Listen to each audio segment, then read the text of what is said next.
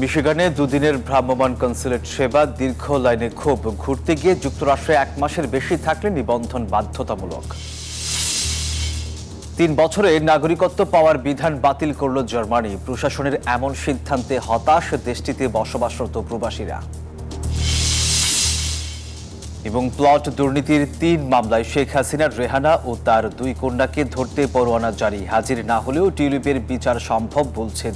স্বাগত নিউজ 24 প্রবাস টাইমে, আপনাদের সাথে আছি আমি সোহাগ বক্স। দেখছিলেন শিরোনামগুলো, এবার বিস্তারিত। অভিবাসী বাংলাদেশিদের জন্য যুক্তরাষ্ট্রের মিশিগানে শুরু হলো 2 দিনের নাগরিক সেবা কার্যক্রম। প্রথম দিন 1000 বাংলাদেশি সেবা গ্রহণ করলেও ফিরে গেছেন 1500 অভিবাসী। দুর্ভোগের শিকার বাংলাদেশিদের আকুতি, মিশিগানে স্থায়ীভাবে কনসুলেট কার্যক্রম শুরু করা হোক। জুয়েল খানের তথ্যচিত্রে ডেস্ক রিপোর্ট। নিউ ইয়র্কের পর সংখ্যায় দ্বিতীয় বৃহৎ বাংলাদেশি অধ্যুষিত রাজ্য মিশিগান। চাকরির সহজলভ্যতা ও জীবনযাত্রার ব্যয় তুলনামূলক কম বলেই নতুন অভিবাসীদের অনেকেরই অগ্রাধিকারে মিশিগান রাজ্য। বাংলাদেশি অভিবাসীদের সংখ্যা বাড়লেও দূতাবাস না থাকায় প্রতিদিন পড়তে হয় নানা সমস্যায়। মিশিগানের ওয়ার্ডেন শহরে আল এহসান ইসলামী সেন্টারে শনিবার থেকে শুরু হয়েছে 2 দিনব্যাপী কনসুলেট সেবা কার্যক্রম। পাসপোর্ট, এনভিআর এবং পাওয়ার অফ অ্যাটর্নি আগে আসলে আগে পাবেন, এই পদ্ধতিতে সেবা কার্যক্রম শুরু হলে প্রায় 2500 বাংলাদেশি মিশিগানের বিভিন্ন শহর থেকে জড়ো হন। সেবার প্রথম দিনে প্রায় 2500 বাংলাদেশি সেবা গ্রহণ করতে না পেরে হতাশ হয়ে ঘরে ফিরে যান। ভ্রাম্যমাণ কনসুলেটেড সার্ভিসের সেবাটা পাইবে। বিদেশিরা যারা লক্ষ লক্ষ ডলার আপনাদের দেশে পাঠাচ্ছে, দেশের বৈদেশিক মুদ্রার রিজার্ভ স্ফীত করছে, তাদের প্রতি খেয়াল করুন। তাই প্রবাসীদের আকুতি, অবিলম্বে মিশিগানে স্থায়ীভাবে কনসুলেট কার্যক্রম শুরু করা হোক।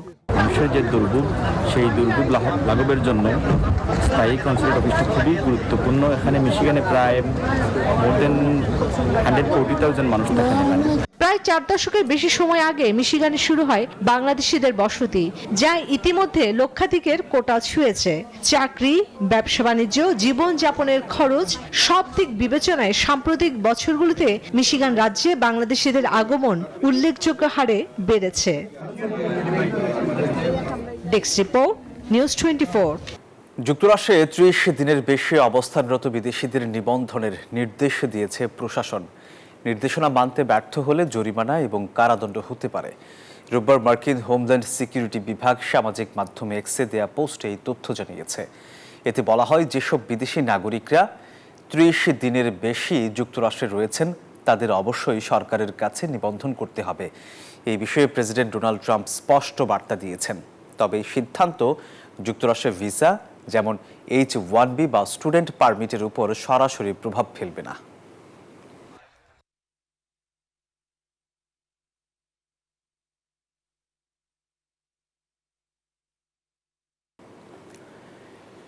দর্শক, 30 দিনের বেশি অবস্থানরত বিদেশিদের নিবন্ধনের বিষয়ে আরও বিস্তারিত জানাতে এই মুহূর্তে যুক্তরাষ্ট্র থেকে সরাসরি যোগ দিচ্ছেন সহকর্মী আরিফুর রহমান।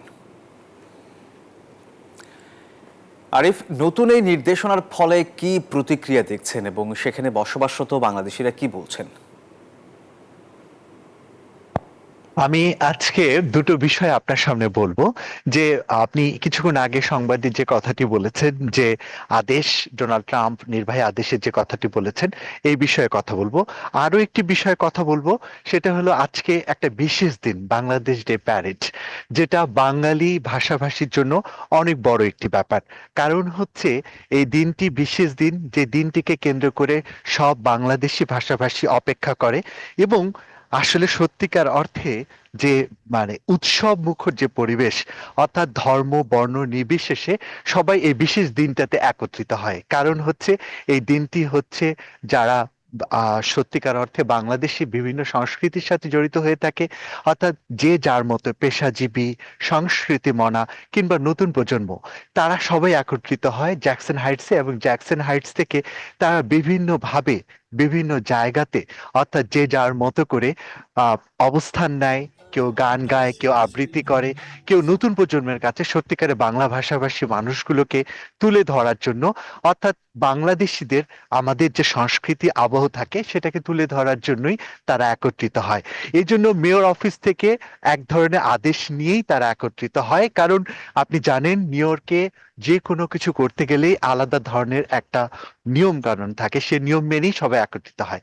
আরেকটি বিষয় আপনাকে বলবো যে আপনি কিছুক্ষণ আগে যে সংবাদে যে কথাটি বলেছেন সেই সংবাদটি নিয়েই আমি একটু ব্যাখ্যা দেওয়ার চেষ্টা করব। সত্যিকার অর্থে যুক্তরাষ্ট্রে বিভিন্ন ক্যাটাগরিতে মানুষ আসে, অর্থাৎ B1 B2 ভিসা, অর্থাৎ B1 B2 মানে হচ্ছে বিজনেস এবং ট্যুরিস্ট, যেখানে 5 বছরের মাল্টিপল ভিসা দেওয়া হয়। মূলত তাদেরকে ইন্ডিকেট করেই কিন্তু এই আদেশটা জারি হয়েছে বলে প্রাথমিকভাবে ধারণা করা হচ্ছে। কারণ B1 B2-তে 5 বছর মাল্টিপল দেওয়ার পর এদেশে আসার সময়, অর্থাৎ যখন কেউ যুক্তরাষ্ট্রে আসে তখন কাস্টমস বর্ডার প্রোটেকশন অর্থাৎ ইমিগ্রেশনে যে থাকে, সে মিনিমাম 6 মাসের স্টে করার জন্য এক ধরনের I-94 অর্থাৎ অনলাইনে কিন্তু এক ধরনের আদেশ জারি করা হয় যে যারা এখানে আসছেন তারা মিনিমাম 6 মাস থাকতে পারবেন। কিন্তু নতুন যে আইনটি করা হলো বা যার কথা বলা হচ্ছে যে মিনিমাম 1 মাস মধ্যেই তাদেরকে হোমল্যান্ড সিকিউরিটিতে জানানো হবে। দেখুন, একটি বিষয় স্পষ্টভাবে কিন্তু বোঝা যাচ্ছে, যেখানে বলা হচ্ছে যে মিনিমাম 1 মাসের মধ্যেই জানাতে হবে, আবার কিন্তু যুক্তরাষ্ট্রে যারা ঢুকছেন তাদেরকে কিন্তু তখনই 6 মাসের জন্য মিনিমাম থাকতে দেয়া হবে, এরকম কিন্তু অনলাইনে বলে দেওয়া হচ্ছে। তো দুটো কিন্তু সাংঘর্ষিক হয়ে যাচ্ছে। তো এখন নতুন নিয়ম যেহেতু হয়ে গেল, তার মানে B1 B2 ভিসায় যারা যুক্তরাষ্ট্রে আসবেন তারা 1 মাস থাকার সাথে সাথে কিন্তু জানাতে হবে।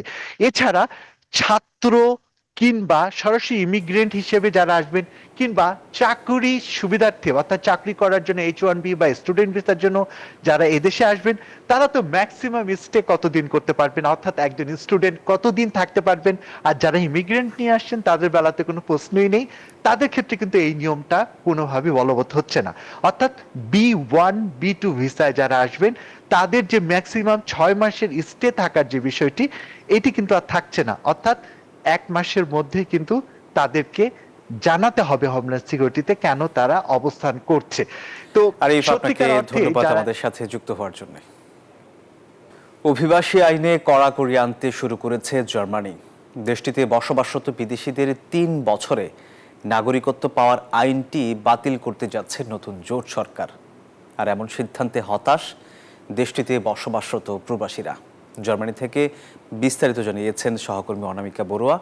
এর বিস্তারিত দেখুন ডেস্ক রিপোর্টে। জার্মানিতে মাত্র 3 বছরে নাগরিকত্ব পাওয়ার সহজ আইনটি বাতিল করার সিদ্ধান্ত নিতে যাচ্ছে CDU-CSUর নেতৃত্বাধীন নতুন জোট সরকার। ওলাফ শলৎসের নেতৃত্বাধীন বিদায়ী সরকার নাগরিকত্ব আইন সহজ করার লক্ষ্যে বেশ কিছু পরিবর্তন এনেছিল। সেই আইনের পরিবর্তন আনতে যাচ্ছে নতুন জোট সরকার। জোট সরকারের প্রস্তাবিত চুক্তিপত্রে বলা হচ্ছে, জার্মানিতে বসবাসরত বিদেশি নাগরিকরা কর্মসংস্থানের পাশাপাশি নিয়মিত কর প্রদান সহ দেশটির সমাজের অংশ হতে পারার সাথে সাথে জার্মান ভাষা লেভেল C1 থাকলেই 3 বছরের মধ্যে জার্মানির নাগরিকত্ব পাওয়ার সুযোগ আর রাখা হবে না। প্রশাসনের এমন সিদ্ধান্তে হতাশ দেশটিতে বসবাসরত প্রবাসীরা।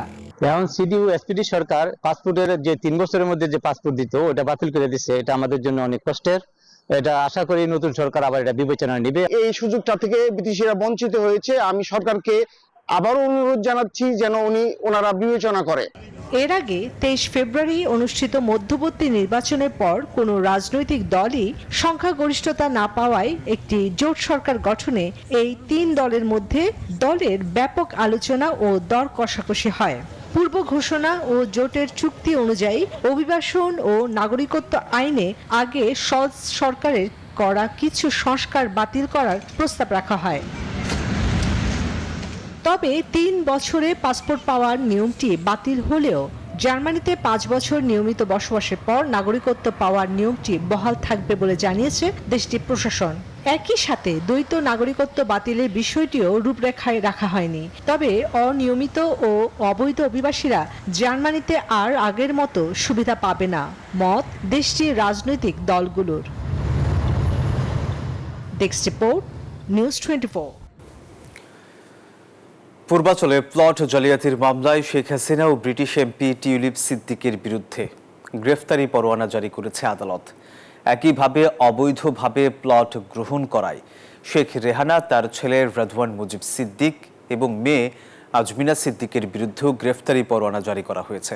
রোববার ঢাকার মেট্রোপলিটন সিনিয়র স্পেশাল জজ জাকির হোসেন গালিবের আদালত দুদক দেয়া চার্জশিট আমলে নিয়ে আসামিদের গ্রেফতারের নির্দেশনা দেয়।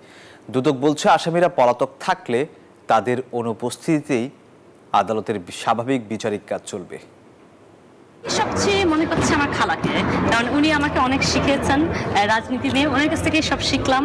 দুদকের মামলায় দুর্নীতির দায় নিয়ে সদ্য পদত্যাগ করা ব্রিটেনের সাবেক মন্ত্রী টিউলিপ সিদ্দিকের বিরুদ্ধে গ্রেপ্তারি পরোয়ানা জারি করল বাংলাদেশের আদালত। দুদকের অভিযোগ, ব্রিটিশ এমপি হওয়ার প্রভাব খাটিয়ে খালা শেখ হাসিনার সহযোগিতায় পূর্বাঞ্চলে 10 কাঠার প্লট বরাদ্দ নেন টিউলিপ। এছাড়া তিনি প্লট পাইয়ে দেন মা ও 2 ভাই বোনকেও। পূর্বাঞ্চলের এই প্লট বরাদ্দে অনিয়মের ঘটনায় মোট 6টি মামলা করে দুদক। এর মধ্যে 3 মামলায় টিউলিপ সিদ্দিক, শেখ রেহানা, রাদওয়ান মুজিব সিদ্দিক, আজমিনা সিদ্দিক সহ 58 জনের বিরুদ্ধে গ্রেপ্তারি পরোয়ানা জারি করে আদালত। আর হুকুমের আসামি হিসেবে গ্রেপ্তারি পরোয়ানা জারি হয় শেখ হাসিনার বিরুদ্ধেও। এজাহারনামীয় এবং তদন্ত আগত আসামি অনেকেই পলাতক ছিলেন। এই মামলা যদি তিনি নির্ধারিত সময়ের মধ্যে বিজ্ঞ আদালতে যদি তিনি হাজির না হয়ে আত্মপক্ষ সমর্থনের সুযোগ না নেন, তাহলে তার অনুপস্থিতিতে বিচার কার্যক্রম শুরু করা হবে। এদিকে 6 কোটি টাকার বেশি অবৈধ সম্পদ অর্জনের অভিযোগে এদিন পিরোজপুরের সাবেক এমপি এম এ আউয়াল ও তার স্ত্রীর বিরুদ্ধে মামলার সিদ্ধান্ত নিয়েছে দুদক। অসাধ উপায়ে অর্জিত জ্ঞাত আয়ের উৎসের সাথে অসঙ্গতিপূর্ণ 5 কোটি 8 লক্ষ টাকারও বেশি মূল্যের স্থাবর অস্থাবর সম্পদ অর্জন করে ভোগ দখলে রাখার অপরাধ তদন্তকালে প্রমাণিত হয়েছে। এই কারণে চার্জশিট দাখিলের সিদ্ধান্ত গৃহীত হয়েছে। এছাড়া এদিন ত্রাণের নামে সিএসআর ফান্ড থেকে কোটি কোটি টাকা এবং এমটিডিআর এর বিপরীতে 15 কোটি টাকার বেশি আত্মসাতের অভিযোগে ইউনিয়ন ব্যাংকের এমডি মোকাম্মেল হক চৌধুরী সহ ব্যাংকটির 11 কর্মকর্তার বিরুদ্ধে মামলা করেছে দুদক। বদরুল আলম শাওন, নিউজ 24, ঢাকা। যুক্তরাষ্ট্রের নিউ ইয়র্কের টাইমস স্কয়ারে উদযাপিত হলো বাঙালির বর্ষবরণ উৎসব। হাজারো কণ্ঠে, হাজারো উচ্ছ্বাসে বাংলা নববর্ষকে বরণ করে নেয়া এই আয়োজনে মিলিত হন নানা ভাষাভাষী ও সংস্কৃতির মানুষ। রোববার বাংলাদেশি শিল্পী স্বপ্নীল সজীব পরিবেশন করেন রবীন্দ্রনাথ ঠাকুর, লালন শাহ ও হাসন রাজার কালজয়ী অনেক গান। 14 এপ্রিল পহেলা বৈশাখের স্বীকৃতি দিয়েছে নিউ ইয়র্ক স্টেট সিনেট। এরপরই এই আয়োজন হলো।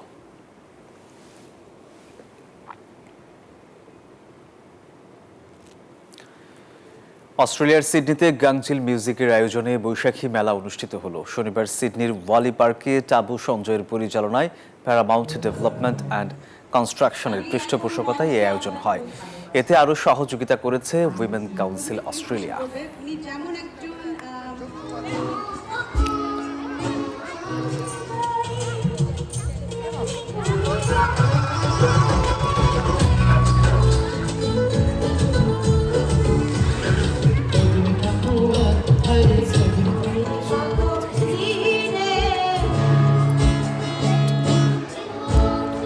Thank you, ladies and gentlemen. Ladies and gentlemen.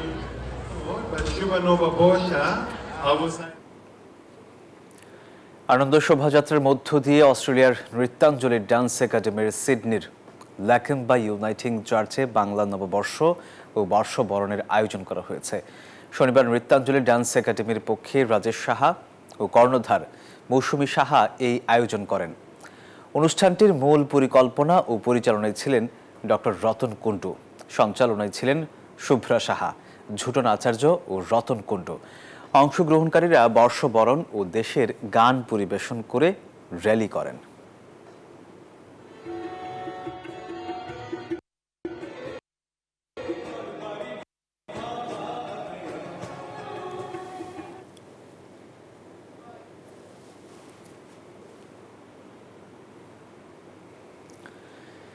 ফিলিস্তিনের গাজা ইসরায়েলি সামরিক বাহিনীর বর্বরতার প্রতিবাদে ইতালিতে মানববন্ধন করেছেন দেশটিতে থাকা মুসলিম অভিবাসীরা।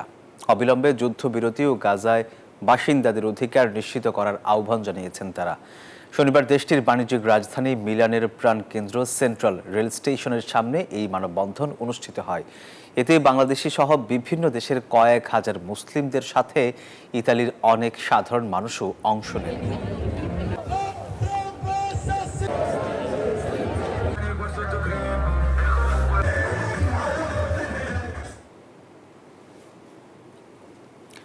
সাম্প্রদায়িক সম্প্রীতি, পারস্পরিক ভালোবাসা আর সামাজিক বন্ধনের গুরুত্ব তুলে ধরে ওমানে ব্রাহ্মণবাড়িয়া কমিউনিটি আল সুইক শাখার উদ্যোগে আয়োজিত হলো ঈদ পুনর্মিলনী অনুষ্ঠানে সভাপতিত্ব করেন কাউসার মিয়া। প্রধান অতিথি হিসেবে উপস্থিত ছিলেন ইকবাল হোসেন।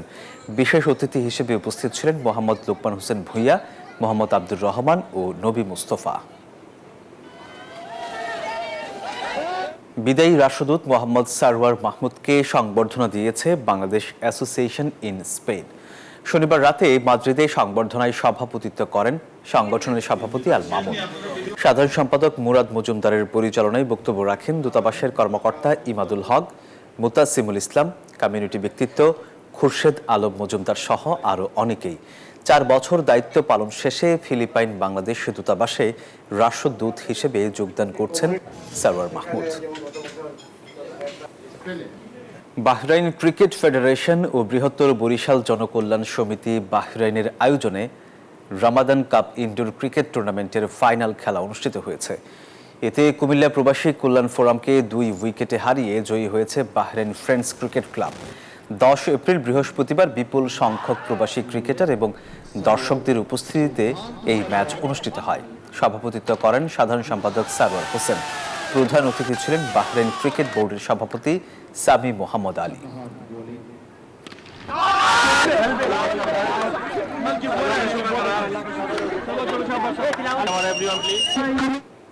দর্শকেরা, এই ছিল নিউজ 24 প্রবাসের সংবাদে। এতক্ষণ সাথে থাকার জন্য ধন্যবাদ সবাইকে।